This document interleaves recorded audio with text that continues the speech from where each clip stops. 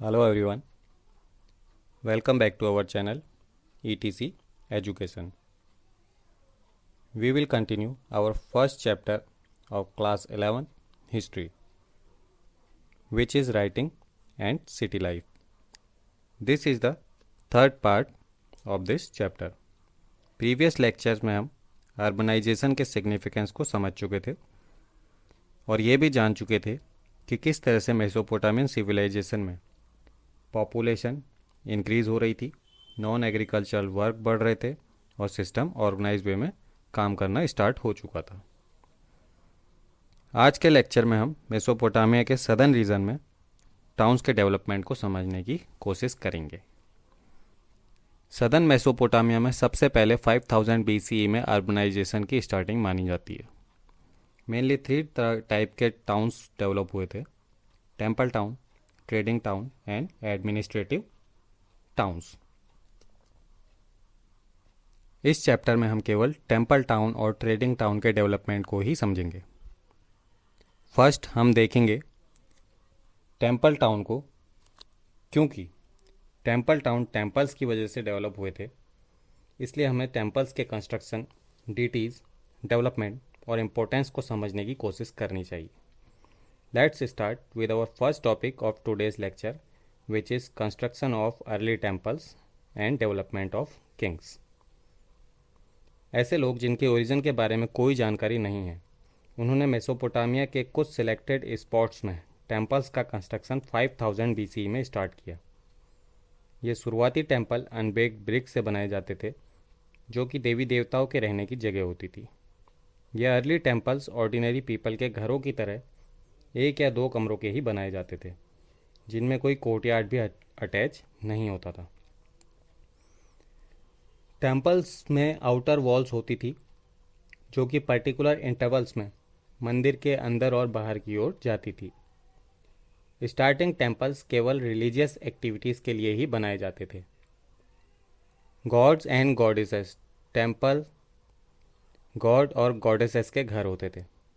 Mesopotamia में कई देवी देवता थे, जिनमें से एक देवता थे उर, जो कि मून गॉड माने जाते हैं, और एक थे इन्नाना। इन्नाना एक goddess of love and war है। आर्कियोलॉजिस्ट को टेम्पल से कई चीज़ें मिली हैं, जैसे grains, seeds, bones of fishes ETC, जिसके आधार पर आर्कियोलॉजिस्ट इस नतीजे पर पहुँचे कि लोग इन देवी देवताओं को हर चीज़ का ओनर या मालिक मानते होंगे, और उन लोगों के पास जो कुछ भी होता होगा उनमें से कुछ ना कुछ हिस्सा इन देवताओं के मंदिर में आपूर्ति या फिर अर्पित किया जाता होगा, जिससे कि देवी देवता लोगों से नाराज ना हो। इस तरह के डोनेशन से 3000 BCE में टेम्पल्स ग्रेजुअली प्रॉस्पेरस होने लगे और साथ ही साथ इन टेम्पल्स का साइज़ भी बड़ा होने लगा। अब टेम्पल्स में एक अटैच कोर्टयार्ड भी बनाया जाने लगा था। इस कोर्टयार्ड में डिफरेंट क्राफ्ट वर्क परफॉर्म होने लगे थे, साथ ही साथ डिफरेंट टाइप की सोशल एंड पॉलिटिकल एक्टिविटीज़ भी यहाँ पे परफॉर्म होने लगी थी। इस टाइम पीरियड में मेसोपोटामिया में स्मॉल चीफ्स रूल करते थे, जो कि एक वारलॉर्ड से ज़्यादा और कुछ नहीं होते थे। ये चीफ परमानेंट भी नहीं होते थे, टाइम टू टाइम ये चीफ बदलते रहते थे, क्योंकि लोगों की ऑनेस्टी एक पर्सन के साथ परमानेंट नहीं थी। ये छोटे चीफ एक दूसरे के एरिया में अटैक करते और ज़मीन, धन संपदा और लोगों को वॉर में एज अ स्लेव कैप्चर कर लेते थे। लेकिन क्योंकि ये चीफ परमानेंट नहीं होते थे, इसलिए अपने फ्यूचर के लिए हमेशा डरे रहते थे। अपने और अपनी फैमिली के फ्यूचर को सिक्योर करने के लिए इन चीफ्स को परमानेंट रूलर होने की ज़रूरत महसूस हुई। ऐसा तभी हो सकता था जब कॉमन पीपल इन चीफ्स की रिस्पेक्ट करे और इनके रूल को वाइडली एक्सेप्ट करने के साथ ही साथ परमानेंटली इन लोगों के प्रति वफादार या फिर ऑनेस्ट रहे। ऐसा करने के लिए चीफ्स ने सबसे पहले जनता की भलाई के काम स्टार्ट कर दिए। इसे ऐसा करने के लिए जो लूटी हुई धन संपदा थी, उसका यूज़ लोगों की भलाई के लिए किया जाने लगा। लोगों को ज़्यादा पैसा दिया जाने लगा, उन्हें एग्रीकल्चर लैंड ज़्यादा डिस्ट्रीब्यूट किया जाने लगा, जिससे कि वो अपनी प्रोडक्टिविटी बढ़ा सके और इनकम भी बढ़ सके, और वो किसी रूलर को ये बोल सकें कि ये रूलर बहुत अच्छा है या ये रूलर अच्छा नहीं है। इसी पे बेस करेगा कि वो किसके प्रति वफादार रहेंगे, किसके प्रति नहीं रहेंगे। इसके अलावा अपनी इमेज को अच्छा बनाने और अपने आप को गॉड के ज़्यादा करीब दिखाने के लिए इन चीफ्स ने टेम्पल्स को डोनेशन देना शुरू कर दिया। स्लेव्स या फिर जो इनके लेबर्स होते थे उनकी हेल्प से बिग टेम्पल्स का कंस्ट्रक्शन भी स्टार्ट कराया गया, जिससे कि धीरे धीरे इन चीफ्स को परमानेंट रूलर्स या किंग की तरह वाइडली एक्सेप्ट किया जाने लगा। इस तरह से किंग का इमरजेंस मेसोपोटामियन सिविलाइजेशन में स्टार्ट हो गया। Next topic is development of temple town. हम समझ गए हैं कि किस तरह से टेम्पल्स डेवलप हुए और किस तरह से किंग्स डेवलप हुए। अब हम देखेंगे टेम्पल्स की वजह से किस तरह से टाउन डेवलप हुए। सदर्न रीजन की प्रॉस्पेरिटी और किंग्स के रेगुलर डोनेशन ने टेम्पल्स के साइज और प्रॉस्पेरिटी को बहुत ज़्यादा बढ़ा दिया। अब टेम्पल्स में वेरियस टाइप्स के क्राफ्ट वर्क जैसे grinding, grains and weaving etc होने लगे थे। रूलर्स ने भी अपनी फैमिली और सपोर्टर्स के साथ टेम्पल्स के आसपास रहना शुरू कर दिया, क्योंकि वो टेम्पल्स को बहुत ज़्यादा डोनेशन भी देते थे। डोनेशन बहुत ज़्यादा आने लगा, रूलर्स और उसकी फैमिली आने लगे, तो वहाँ पर क्राफ्ट वर्क की ज़रूरत महसूस होने लगी। तो लोगों ने टेम्पल्स के आसपास अपनी शॉप्स इस्टेब्लिश कर ली, जहाँ पे डिफरेंट टाइप की क्राफ्ट मेकिंग होती थी। इस तरह से टेम्पल्स अब डिफरेंट रिलीजियस, इकोनॉमिकल और पॉलिटिकल एक्टिविटीज़ के सेंटर बनने लगे, जिसकी वजह से लोगों ने टेम्पल के आसपास अपने सेटलमेंट इस्टेब्लिश करना शुरू कर दिया। और इस तरह से एक टेम्पल की वजह से किसी पर्टिकुलर एरिया में एक पूरा का पूरा अर्बन सेटलमेंट डेवलप हो गया। आपकी बुक में द उरुक सिटी एक टेम्पल टाउन का एग्जाम्पल है। आइए सिटी के बारे में थोड़ा जान लेते हैं। द उरुक सिटी सबसे पहले डेवलप हुए टेम्पल टाउन्स में से एक है, जो कि डीप सदर्न रीजन में इस्टेब्लिश है। ये सिटी 4200 BCE से लेकर 400 CE तक फ्लोरिस्ड हुई थी। 3000 BCE तक उरुक सिटी 250 हेक्टेयर्स तक एक्सटेंड या फिर फैल चुकी थी, जो कि हड़प्पन सिविलाइजेशन के मोहनजोदाड़ो से 2 गुना बड़ा था। 2800 BCE तक ये शहर या सिटी 400 हेक्टेयर्स तक फैल चुका था। शुरुआती टाइम में ही उरुक में एक डिफेंसिव वॉल बना दी गई थी। उरुक के टेम्पल की दीवारों पर आर्म्ड हीरोज़ और उनके विक्टिम्स को दिखाया गया है। रूलर्स अपने लोगों को दूर दूर से गुड क्वालिटी स्टोन्स और गुड क्वालिटी टूल्स लाने के लिए भेजते थे। ये रूलर्स अपने लोगों को और वॉर में कैप्चर किए गए स्लेव्स को बड़े बड़े टेम्पल बनाने के लिए भी ऑर्डर देते थे। इन एक एस्टीमेट के अकॉर्डिंग एक टेम्पल बनाने में 1500 लोगों ने 5 साल तक डेली 10 घंटे काम किया था। प्रॉस्पेरिटी की वजह से उरुक सिटी 3000 BC में टेक्निकली एडवांस भी हो गया था। इसके टेक्निकली एडवांस होने के कुछ रीजंस थे, जो कि इस तरह से ब्रॉन्ज़ की डिस्कवरी हो गई थी, जिससे कि ब्रॉन्ज़ टूल का यूज़ हो गया, जिससे कि ऐसे कुछ काम किए जाने लगे जो टेक्निकल एडवांसमेंट को दर्शाते हैं। बड़े हॉल्स बनाए जाने लगे थे। अब बड़े हॉल बनेंगे तो उनकी छतें बनेंगी, छतें भारी होंगी, उनके रूफ का जो वेट है उसको बेयर करने के लिए ब्रिक्स के कॉलम्स बनाए जाने लगे। ब्यूटीफुल मोज़ेक बनाए जाने लगे। क्ले के साथ ही जो इम्पोर्टेड स्टोन्स होते थे उनसे भी स्कल्पचर बनाए जाने लगे। टेक्निकल अचीवमेंट का मेन जो लैंडमार्क था वो था पॉटर्स व्हील का यूज़। इसकी मदद से अब एक ही टाइम पर एक जैसे कई सारे पॉट्स बनाए जाने लगे थे। इन सब चीज़ों के बारे में हम कैसे जानते हैं? आर्कियोलॉजिकल प्रूफ्स की वजह से, बिल्डिंग रिमेन्स की वजह से, कलर मोज़ेक की वजह से एंड क्ले टैबलेट की वजह से। ऊपर के 3 चीज़ों को आप समझते हैं, लेकिन क्ले टैबलेट्स क्या है ये हम आपको राइटिंग वाले टॉपिक में समझाएंगे। जिस तरह से राइटिंग स्टार्ट हुई वहाँ पर हम आपको टैबलेट समझा देंगे। Come to the next topic, life in the city. City में लाइफ कैसी होती थी? सिटी में 2 टाइप के लोग रहते थे, रूलर्स कैटेगरी के और कॉमन पीपल। हमें सिटी में कुछ बरियल्स मिले हैं, जिसमें ज़्यादातर बरियल्स में तो कुछ नहीं मिला, लेकिन एक बरियल ऐसा मिला है जिसमें बहुत सारे जो है प्रीसियस स्टोन्स, गोल्ड, सिल्वर, इनसे बने हुए कुछ ज्वेलरी और इंस्ट्रूमेंट्स या फिर टूल्स वगैरह मिले हैं, जिससे ये आइडिया लगा आर्कियोलॉजिस्ट ने कि ये किसी रूलर कैटेगरी के पर्सन के ही होंगे, क्योंकि बाकी बरियल्स या कब्रों से ऐसा कुछ नहीं मिला। तो वहाँ से ऑर्डिनरी चीज़ें ही मिली थी जो ऑर्डिनरी पीपल यूज़ करते होंगे।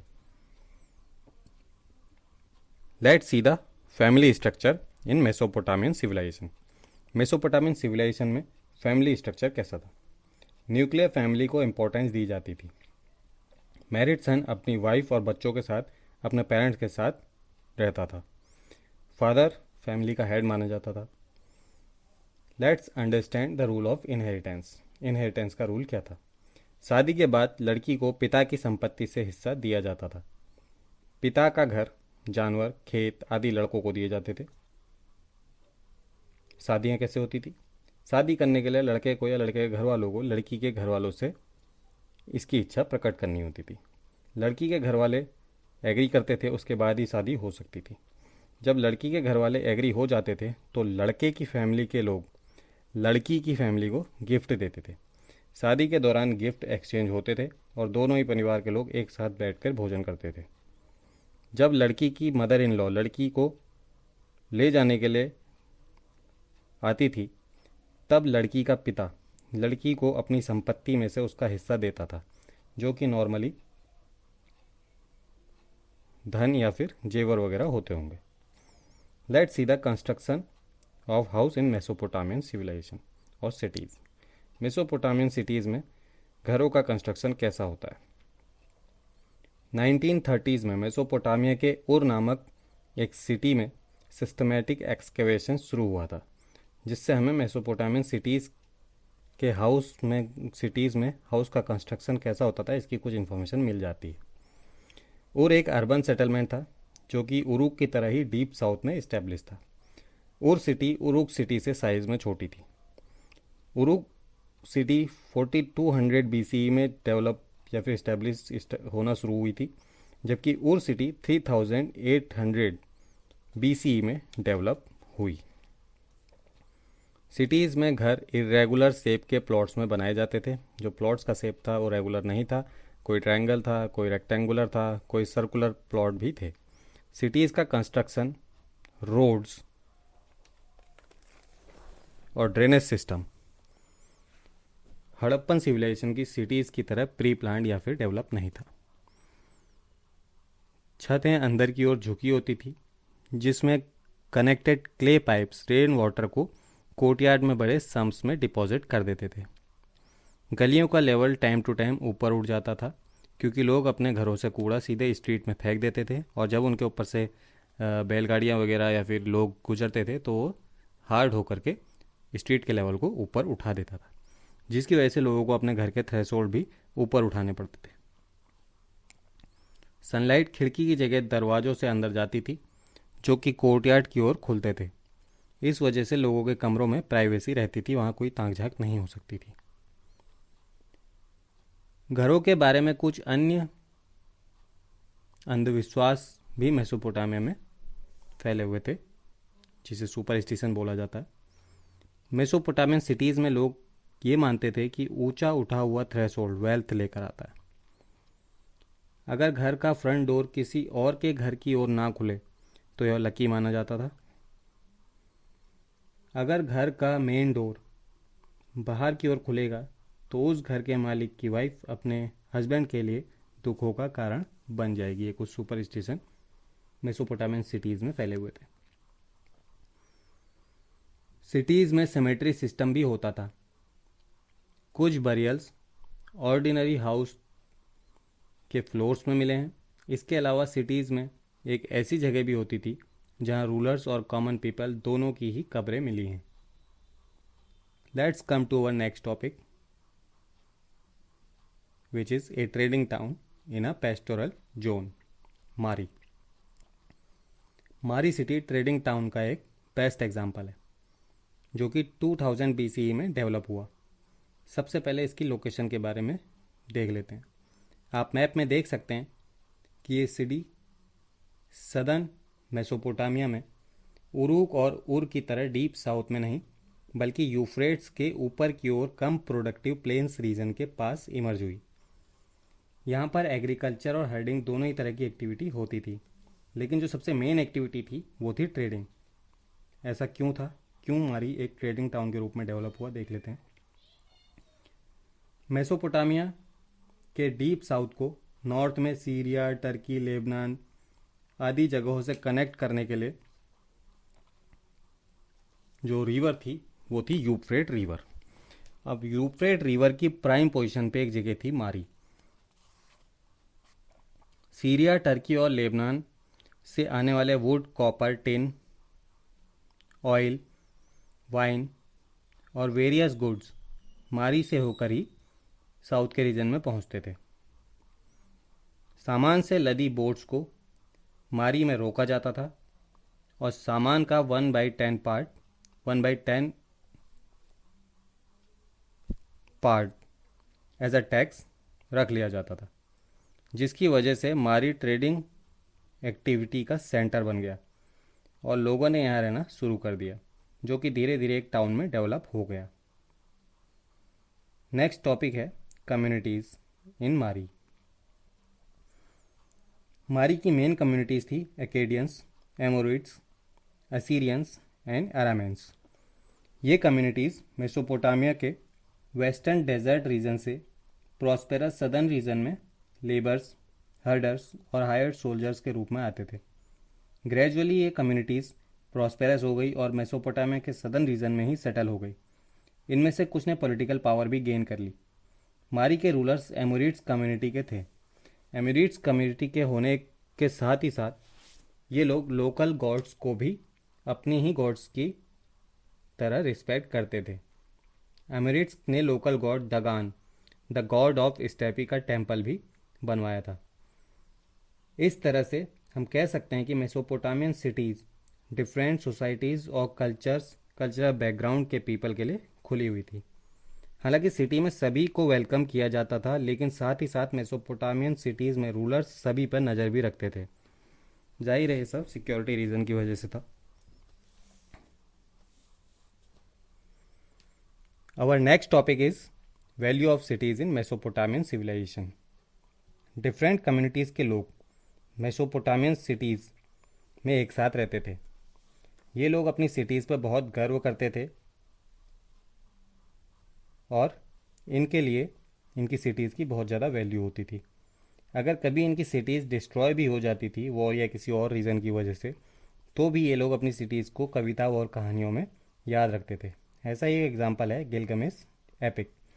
इस एपिक से हमें पता चलता है कि मेसोपोटामियन पीपल्स अपनी सिटीज़ को कितनी वैल्यू देते थे। The epic of Gilgamesh 12 tablet में लिखा गया है। इसमें लिखा है कि गिलगमेश उरुक सिटी का रूलर था, जो कि एनमरकर के कुछ टाइम बाद राजा बना। एक दिन गिलगमेश का एक दोस्त मर गया। बेचारा गिलगमेश इस घटना से बहुत दुखी हुआ और अमरता की तलाश में कहीं दूर चला गया, लेकिन बहुत दूर जाने के बाद भी उसे अमृत नहीं मिला। वह वापस अपने शहर उरुक में लौट आया। अपने शहर में घूमने पर अपने शहर की बड़ी बड़ी दीवारों और शहर के लोगों द्वारा बनाए गए घरों को देखकर उसे याद आता है कि किस तरह से उसके लोगों ने एक हीरोइक काम को अंजाम दिया था, जिससे कि उसे सुकून मिलता था। हीरोइक काम से यहाँ पे उसका मतलब बड़ी बड़े कंस्ट्रक्शन एक्टिविटीज़ को परफॉर्म करना था। उसने अपना उत्तराधिकारी भी घोषित नहीं किया था। उसे अपने शहर की सड़कों और दीवारों पर घूमने में सुकून का एहसास होता था। यह दर्शाता है कि किस तरह से एक दुखी इंसान को मेसोपोटामियन सिटी में सुकून मिलता था, और इसी से हमें यह भी पता चलता है कि किस तरह से मेसोपोटामियन पीपल अपनी सिटीज़ को वैल्यू देते थे। तो आज का ये टॉपिक या लेक्चर यहीं पे ख़त्म करते हैं। नेक्स्ट चैप्टर में हम डेवलपमेंट ऑफ राइटिंग को देखेंगे, किस तरह से राइटिंग डेवलप हुई, किस तरह से उसका यूज़ किया जाता था, और इसके साथ ही नेक्स्ट पार्ट में आपका ये चैप्टर पूरी तरह से ख़त्म हो जाएगा। This is enough for today. Thanks.